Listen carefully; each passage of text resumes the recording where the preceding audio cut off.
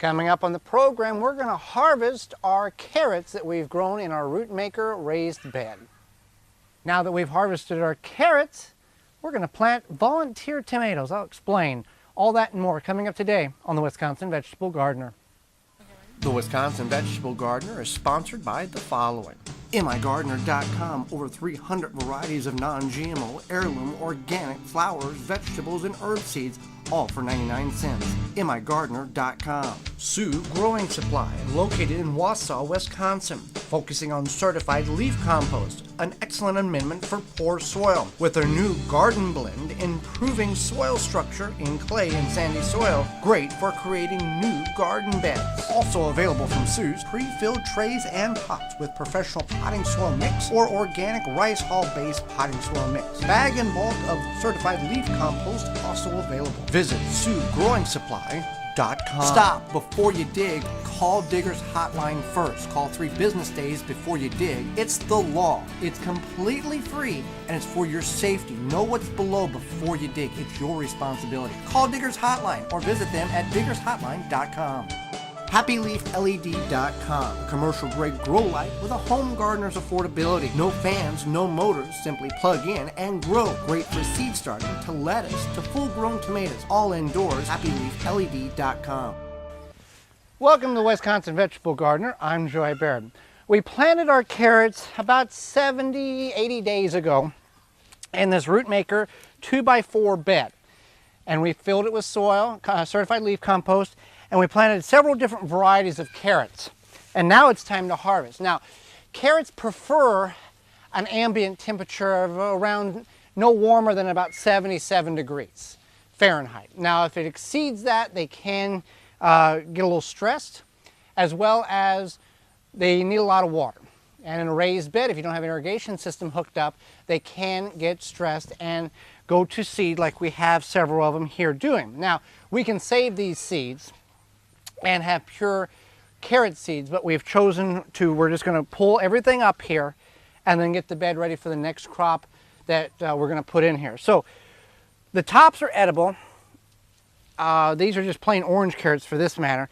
Now, we could let some of these grow longer, but we have found when we cut the center, when we cut them open or eat them, there is a center portion that's kind of got a woody denseness to it.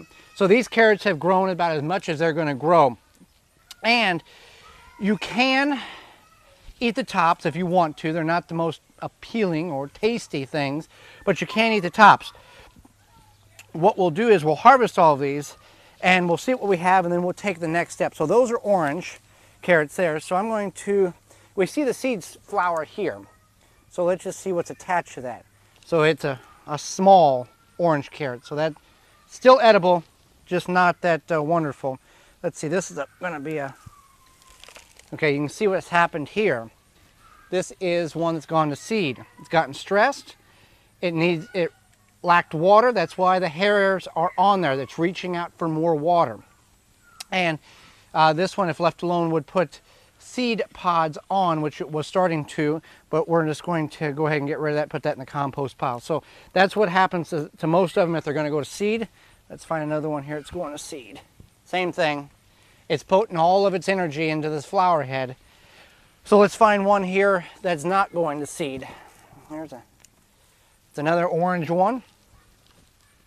Now we do have some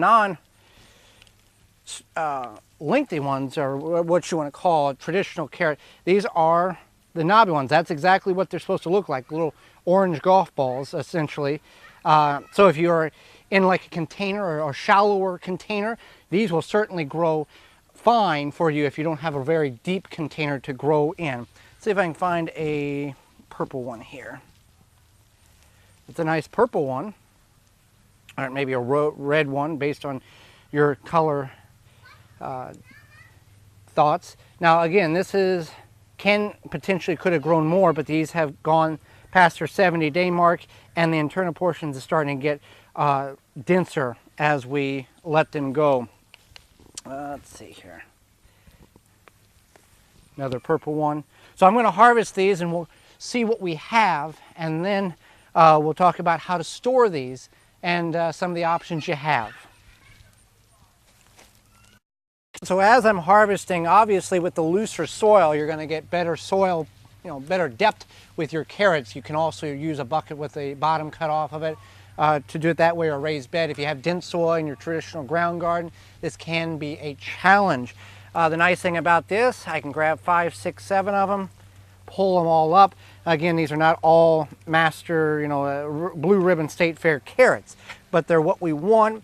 They've gone past their lifespan of 70 days. Now, if it's in the winter, like if this is fall and the frost is coming or freeze, you could just leave them in the ground, and different groups like the Amish will mound massive amount of leaves over top of their carrots in the ground, and then as they need them, they'll move the leaves back, harvest them throughout the winter, so they use the ground as actual refrigerator.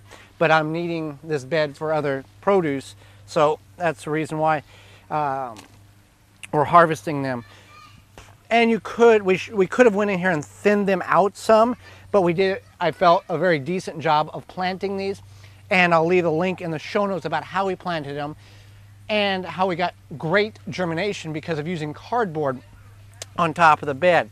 So I'm going to get the rest of these harvested and we'll go from there. So we've harvested them. We've got a great selection of color. The size is not as what maybe you would think they should be, but we've got good size on many of them, and there's nothing more tasty than a freshly harvested carrot from your own garden. Now what we need to do here is we will remove the tops at the base. You don't want to clean these until you're ready to use them, because that little film of dirt is actually kind of a protective layer on it, and it will actually help them keep longer. You don't have to peel these because they're fresh, but if you do have hairs on it and you feel like you need to peel them because you don't like that texture, you can go ahead and peel them. You can put them in your crisper of your fridge in an airtight bag for a number of weeks and even months. You can also can these, but you would have to pressure can them if you have an allotment of them that you would want to preserve over the winter. So harvesting carrots in the RootMaker grow bag, we will definitely do this again because we have found that this is the way to go versus our somewhat dense garden soil. Now, sometimes you will see, if you have a really long carrot, you'll see the bottom start going different ways. That means it's hit the bottom of its container. Nothing wrong with that. It's just a very strong carrot. So carrots in a raised bed, it's the way to go. This here is our Eco Garden Systems raised elevated garden from ecogardensystems.com.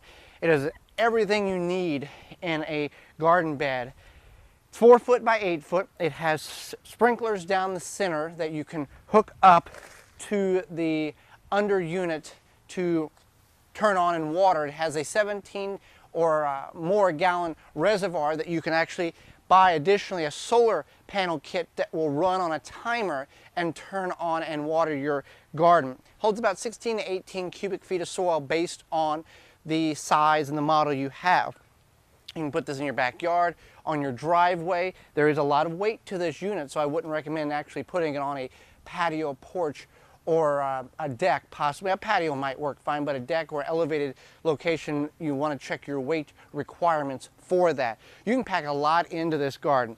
We've got tomatoes, peppers, eggplants, celery, shallots, kale, all growing in this 4 by 8 foot area, and it's out producing the actual ground garden 3 to 1 without any problem.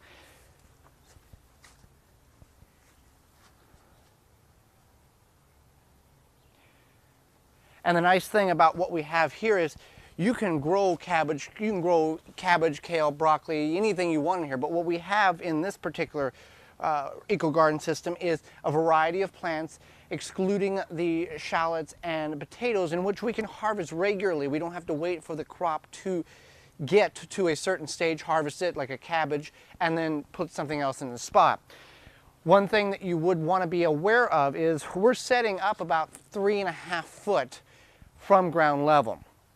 If you're going to plant something such as maybe sunflowers or yacons or elevated height plants, you want to be aware of this because let's say you're growing mammoth sunflowers, which can get 8 to 15 to 20 foot tall. Well, you're already 4 foot off the ground, so you're going to have an extremely high plant that the wind can get and literally snap the stalk off or rip it out of the soil or uproot it. You want to be cautious of that.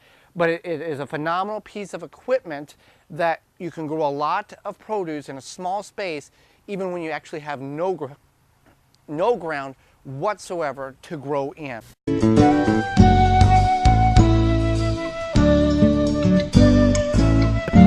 So one thing we always encourage is not to leave areas empty if the opportunity presents itself that you still have time during your grow season to plant something. We just harvested our carrots out of the RootMaker 2x4 raised bed. We want to plant something back in it. Now, we have a variety of different selections in which we could choose from. What we've done is we've gone around the garden and we've dug up volunteer tomatoes. Now, volunteer tomatoes are ones that have come up naturally by themselves from seeds or from fruit that have fallen on the ground from the previous year. And we've got 6 of them here. This bed's 2 foot by 4 foot. We're going to put 6 tomatoes in here, which is going to be cramped, but with the nutrients in the soil, the growing supply compost, as well as we'll add some sustained fertilizer, it will help these tomatoes grow. Now at this time, we're not going to cage them. We will put supporting around them, but not at this point. So what we want to do here is dig the holes just like we would. Now, when we removed the volunteers out of the garden, I went with a shovel and dug as much of the root system out, trying to eliminate as much soil bringing into this bed as possible, because one, the soil here is compost. The native soil is not compost, but it can have bugs or weed seeds in it as well. So some of these have fruit developing on them already. There's a pretty good chance that those tomatoes will drop off and the plant will go into a recovery stage and produce more fruit. But in the long run, this is a better option because these would have just sat in the garden. We wouldn't have caged them. They would have fell over. We wouldn't have got much of anything off of them. So what we want to do is just like you would plant a normal tomato, go as deep as you can, and then we're going to backfill slightly and then put some fertilizer around and then backfill the rest of the way. Now I'll get all these planted. Pretty simple procedure here, but I'll get all these planted and then we will discuss one more item that you can additionally add to your tomato bed. So now that I've got them planted here, now one thing I did do when I dug them out of the ground, I just didn't let them sit out in the open. I did put them in some water just to kind of keep the little less shock going on. Now the smaller one here is in more shock than the other ones, but you can see they're kind of droopy. Also, the stronger the plant, the thicker the stalk, the less stress is going to occur. Now additionally, you can just leave it like this, put your cage or fence around it and be done. What we will additionally do is add a few sunflowers. We're going to plant some sun gold tall flowers. Now these will take about 90 days to reach maturity, maybe a little quicker based on, because we're in a very warm spot here. But I'm just going to make 2 rows down each side. I'm going to plant about 4, 5, 6 seeds. And then we can have sunflowers in the middle of our tomato patch in our raised bed. So it's the beginning of August. These should produce by the time the end of the season comes here, approximately based on the year. Sometimes you're growing all the way into the week before Thanksgiving. Other years you're done by the first week in October. So we're going to put these in with the hopes that we can have an extended season this year and get additional additional tomatoes in this bed that normally would just fall on the ground and not produce much because we wouldn't pay much attention to it because they were volunteer in the garden. Thanks for joining me. Join me again next time for more organic gardening and food preserving. I'm Joy Baird, and this has been the Wisconsin Vegetable Gardener. For more information, please visit the WisconsinVegetableGardener.com.